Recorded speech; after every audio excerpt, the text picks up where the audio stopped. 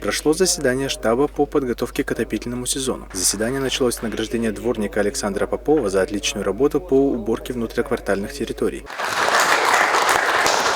Прими от меня благодарности.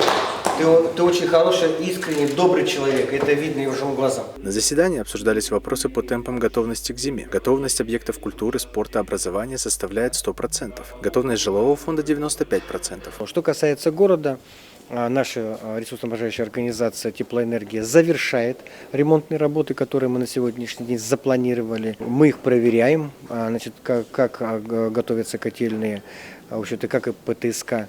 И я думаю, в ближайшее время они тоже у нас могут открыть задвижку, запустить котлы, и мы будем подавать тепло в город. Особо выделен вопрос о привлечении к ответственности недобросовестных управляющих компаний. Также обозначены сроки начала отопительного сезона. Хочу уведомить наших горожан, что социальные объекты мы будем отапливать со 2 сентября. Сейчас распоряжение готовится на выход, а жилой фонд мы будем отапливать с 15 сентября. Поэтому, в общем-то, у нас все готово, и для того, чтобы только начать отопительный сезон, остались формальные вещи. Это подписание распоряжения у главы. Особое внимание уделяется готовности запуска тепла на объектах образования. Иннокентий Корякин, Азамат Ягасов, Якутск ТВ.